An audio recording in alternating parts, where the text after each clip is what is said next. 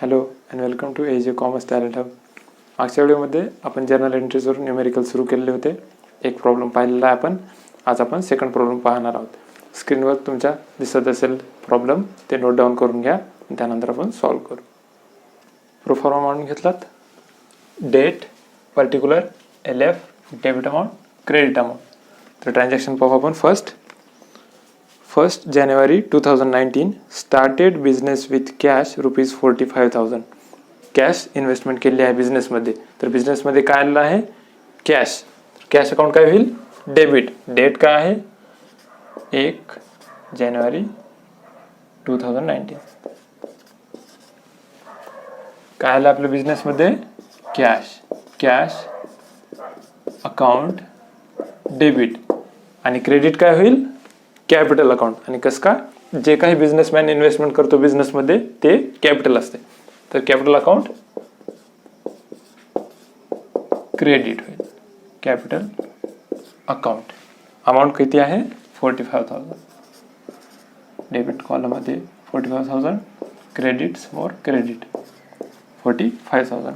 Narration लिहून टाकायचं आहे. Being started business with cash.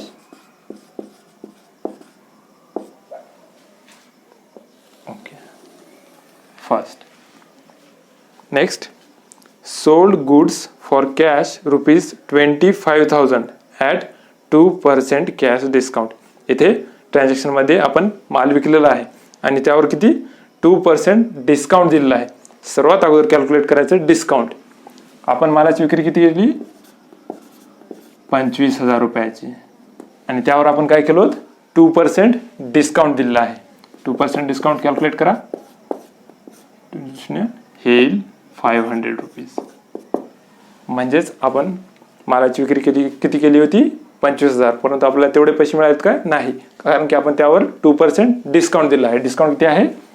500. तर 25,000 मधून -500, तर आपल्याला मिळाले किती? 24,500. आणि 500 रुपये काय केलं आपण? डिस्काउंट दिलेलं आहे. आणि डिस्काउंट देणं म्हणजेच ते आपलं लॉस आहे. डिस्काउंट जेव्हा देतो आपण ते लॉस आहे. जेव्हा आपल्याला डिस्काउंट मिळते ते आपला इन्कम आहे. आणि हे कोणतं आहे डिस्काउंट? कॅश डिस्काउंट आहे. आपण डिस्काउंट, कॅश डिस्काउंट रेकॉर्ड करतो बिझनेसमध्ये. ट्रेड डिस्काउंट रेकॉर्ड करत नाही. तर आपण विकलेला माल किती होता? 25,000. डिस्काउंट किती दिले आपण? 500. तर सर्वात अगोदर आपल्याला काय मिळालेलं आहे? काय एंट्री होईल? कॅश मिळालेली आहे. सेल्स केल्यानंतर काय आले? कॅश आलेली आहे. कॅश किती आलेली आहे? ट्रान्झॅक्शनची डेट 4/1/2019. कॅश किती मिळालेली आहे आपल्याला? 24,500. एक्झॅक्ट एवढी मिळालेली आहे. Cash account debit. आणि अजून कोणतं अकाउंट डेबिट होईल? डिस्काउंटचं. आणि कसं का डिस्काउंट डेबिट होईल? कारण की नॉमिनल अकाउंटचं रूल काय सांगते? Debit all expenses and losses. आणि जेव्हा आपण डिस्काउंट देतो ते काय असते? आपलं लॉस असते. आणि डिस्काउंट जेव्हा रिसीव्ह होते ते आपलं इन्कम असते. म्हणून हे डिस्काउंट जे लॉस आहे ते पण आपण डेबिट करणार. Discount account debit. किती? हे 24,500. आणि हे डिस्काउंट किती आहे? 500. आणि आता अकाउंट क्रेडिट कोणतं होईल? मालाची विक्री केलेली आहे आपण. तर sales account to sales account. जेव्हा मालाची विक्री करतो आपण तेव्हा सेल्स, जेव्हा परचेस करतो तेव्हा परचेस अकाउंट डेबिट होईल. To sales account. किती रुपये? Total 25,000.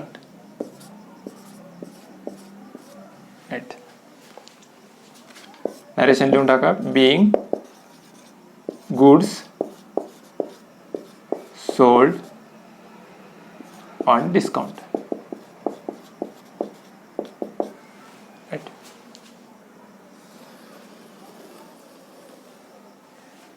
Next entry 9th January 2019. Interest received ₹3,000. आपल्याला इंटरेस्ट मिळालेला आहे. मिळाले म्हणजेच ते आपलं इन्कम आहे. आणि इन्कमचा आपण काय करतो? अकाउंट क्रेडिट करतो. कोणत्या रूलनुसार? Nominal account. नॉमिनल अकाउंट रूलचं काय सांगते? Credit all incomes and gains. जे काही उत्पन्न आणि फायदे आहेत त्यांचा अकाउंट क्रेडिट करा. आणि जेव्हा इंटरेस्ट मिळाला आपल्याला तर कशामध्ये मिळालं असेल? कॅशमध्ये. तर कोणता अकाउंट डेबिट होईल मग? Cash account. डेट काय आहे? 9th January 2019.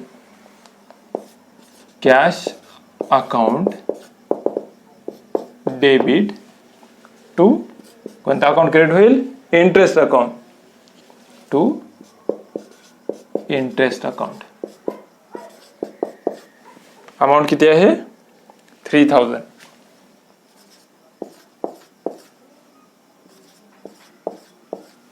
नरेशन लिहून टाका. being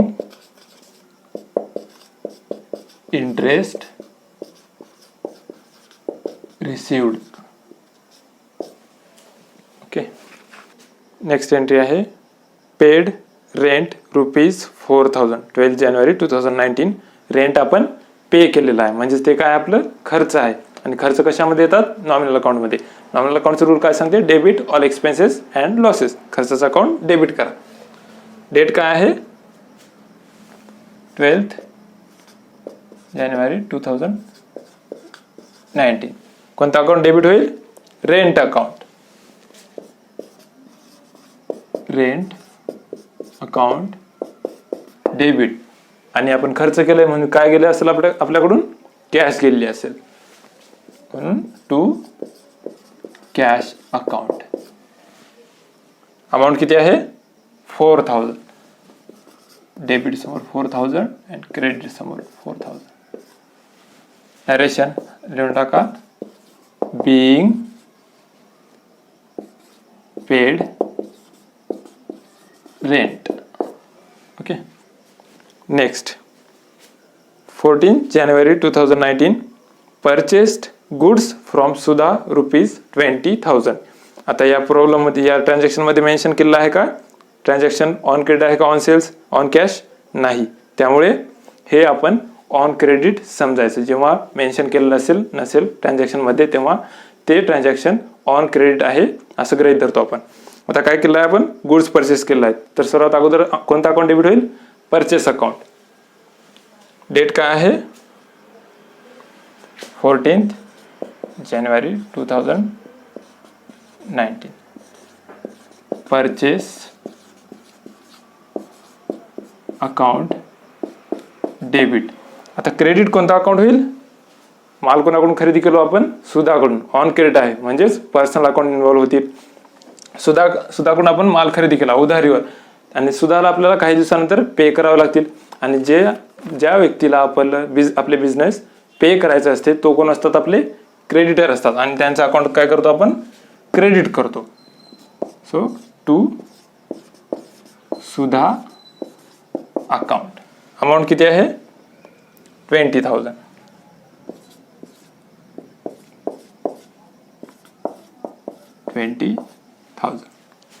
Narration. being goods purchased on credit. Okay. Next. 15th January 2019. paid ₹6,000 to Sudha in full settlement of 6,100. आता जेव्हा मोठे ट्रान्झॅक्शन असते तेव्हा स्प्लिट करून त्याला विभागून रीडिंग करायची. आता काय केलं आपण? पेड ₹6,000 म्हणजे 6,000 पे केलेले आहेत. राईट. 6,000 पे केलेले आहेत. इन फुल सेटलमेंट ऑफ ₹6,100 म्हणजेच फुल सेटलमेंट म्हणजेच 6,100 आपल्याला द्यायचे होते. 6,100 द्यायचे होते परंतु आपण दिले किती? पेड 6,000. म्हणजेच हे 100 काय आहे डिफरन्स? हे आपल्याला मिळालेलं डिस्काउंट आहे. आपल्याला द्यायचे होते 6,100 परंतु दिले किती? 6,000. तर आपल्याला डिस्काउंट ₹100 मिळालेला आहे. राईट. द्यायचे 6,100 बट दिले किती? 6,000 म्हणजे ₹100 हे आपलं डिस्काउंट आहे. आणि डिस्काउंट मिळाले आपल्याला म्हणजे ते काय? आपली इन्कम आहे. राईट. तर काय आहे प्रॉब्लेम मध्ये? पेड किती? सुधाला 6,000 पे केलेले आहेत. आणि सुधाचं अकाउंट काय होईल मग डेबिट होईल.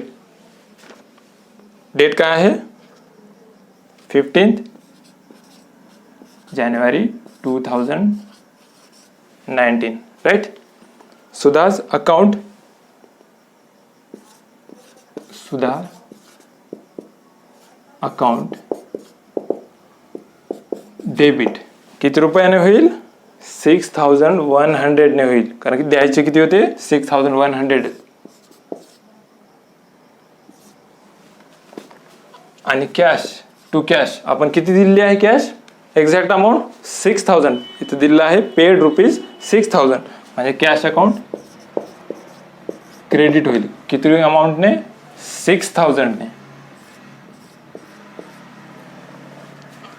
आणि इथे डिस्काउंट अकाउंट डिस्काउंट क्रेडिट कसं झालं समजलं ना, कारण की डिस्काउंट आपल्याला मिळालेलं आहे म्हणजेच आपली इन्कम आहे आणि इन्कमचा अकाउंट काय करतो आपण क्रेडिट करतो कोणत्या रूलनुसार नॉमिनल अकाउंटच्या. डिस्काउंट अकाउंट किती रुपये 100 रुपये राईट. नरेशन लिहून टाका. Being paid cash to Sudha. Next entry आहे 20 जानेवारी 2019 withdraw for private use rupees 5000. आता बिझनेसमॅनने काय केलंय प्रायव्हेट यूजसाठी पर्सनल यूजसाठी बिझनेसमधून काय घेतले आहे कॅश घेतलेली आहे. आणि जेव्हा बिझनेसमॅन आपल्या बिझनेसमधून काहीतरी घेतो त्याला आपण काय म्हणतो ड्रॉइंग्स म्हणतो आणि ड्रॉइंगचा अकाउंट काय करतो आपण डेबिट करतो. डेट काय आहे 20 जानेवारी 2019. ड्रॉइंग अकाउंट डेबिट आणि कोणता अकाउंट क्रेडिट होईल बिझनेस मधून काय गेलेलं आहे कॅश गेलेलं आहे. कॅश घेतलेला आहे ओनरने म्हणून टू कॅश अकाउंट. अमाऊंट किती आहे 5000.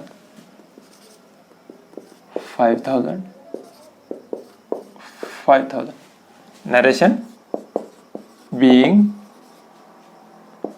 withdraw cash from business.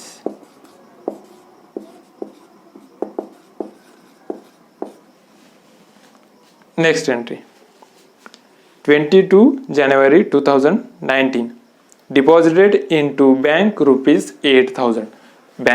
बँकेमध्ये आपण काय केलोत पैसे जमा केलोत म्हणून काय गेले आपल्याकडून कॅश गेलेली आहे आणि कोणाकडे गेलेली आहे रिसिव्हर कोण आहे बँक आहे आणि बँकचा अकाउंट काय होईल मग डेबिट होईल कोणत्या रूलनुसार पर्सनल रूलनुसार. बँक आहे पर्सन आहे एक आर्टिफिशियल पर्सन आहे म्हणून त्याचं अकाउंट डेबिट होईल.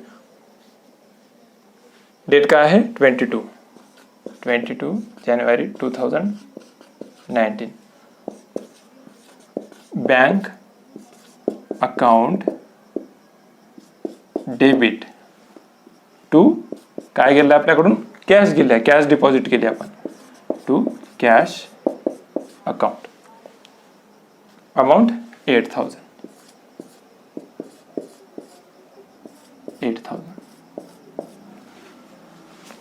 Narration being cash deposited into bank right.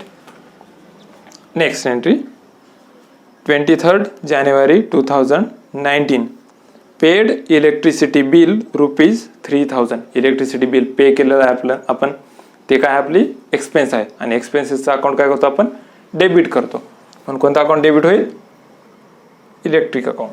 Date काय आहे 23 जानेवारी 2019. इलेक्ट्रिक अकाउंट डेबिट काय गेलं आपल्याकडून एक्सपेन्स केल्यानंतर खर्च झालेला आहे तर कॅश अकाउंट क्रेडिट होईल. अमाऊंट किती आहे 3000.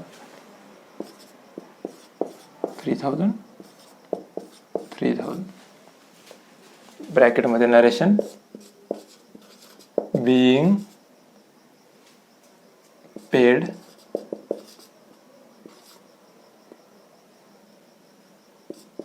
Electric bill.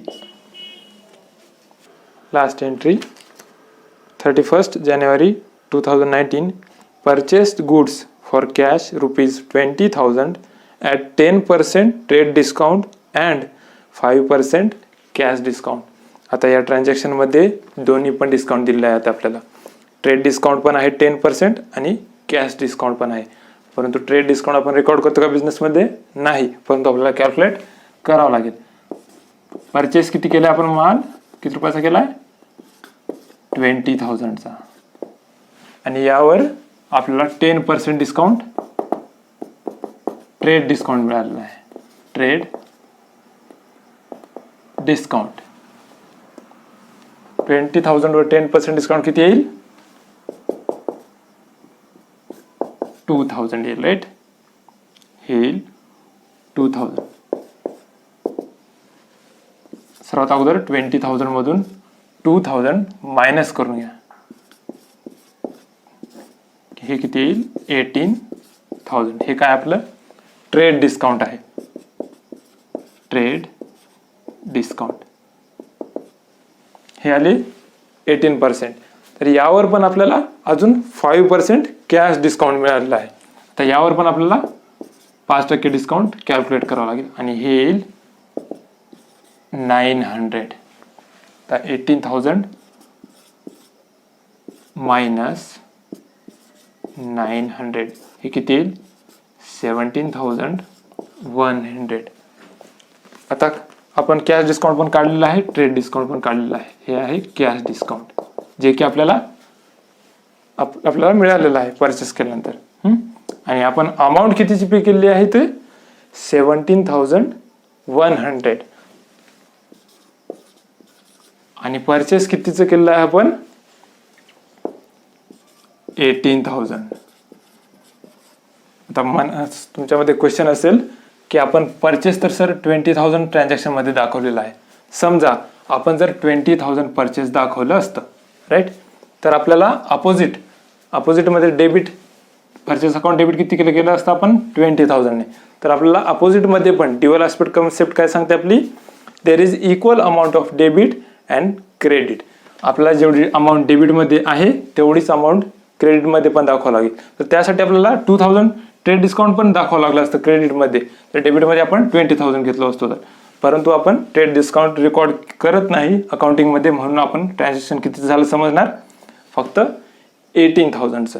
आणि या 18,000 वरच आपल्याला 5% कॅश डिस्काउंट मिळालेला आहे असं गृहीत धरणार आणि त्यावरूनच आपण ट्रान्झॅक्शन रेकॉर्ड करणार. तर परचेस अकाउंट काय होईल? डेबिट होईल. डेट काय आहे? 31st January 2019. Purchase account debit किती रुपयाने होईल? 18,000 ने. 18,000, राईट. टू कोणता अकाउंट क्रेडिट होईल? कॅश. दिली किती आपण? एक्झॅक्ट अमाऊंट पे किती केली आपण? 17,100 टू कॅश अकाउंट 17,100, राईट. आणि 900 काय आहे? डिस्काउंट आहे. डिस्काउंट जे की आपल्याला मिळालेलं आहे आणि ते काय? आपली इन्कम आहे. आणि इन्कमचा अकाउंट आपण काय करतो? क्रेडिट करतो. To discount account ₹900, right. Narration लिहून टाका. Being purchased goods on credit. Problem आपला इथेच संपलेला आहे. तर या प्रॉब्लेम मध्ये नवीन काय होतं? फक्त ट्रेड डिस्काउंट आणि कॅश डिस्काउंट हे एकाच प्रॉब्लेम मध्ये मेन्शन केले होते. आपण सेपरेट याचे ट्रान्झॅक्शन पाहिलेले होते, जे की ट्रेड डिस्काउंट आणि कॅश डिस्काउंटचे वेगळे वेगळे होते. परंतु यामध्ये एकाच ट्रान्झॅक्शन मध्ये ट्रेड डिस्काउंट पण आणि कॅश डिस्काउंट पण दिलं होतं. तर आपण ट्रेड डिस्काउंट कॅल्क्युलेट केलोत आणि ट्रेड डिस्काउंट रेकॉर्ड होत नाही, त्यामुळे आपण ते मायनस केलोत आणि आपलं ट्रान्झॅक्शन कितीचं दाखवलं? 18,000चं, कारण की ते रेकॉर्ड होत नाही. परंतु कॅश डिस्काउंट रेकॉर्ड केलं जाते, म्हणून आपण ती कॅश डिस्काउंटची एंट्री इथे केलेली आहे. तर आय होप तुम्हाला हे समजलं असेल. जर समजलं नसेल, कोणती कन्सेप्टबद्दल अजून काही प्रॉब्लेम असेल तर कमेंट करून विचारू शकता आणि भेटूया आपण नेक्स्ट व्हिडिओमध्ये. तोपर्यंतसाठी बाय आणि हॅव नाईस डे.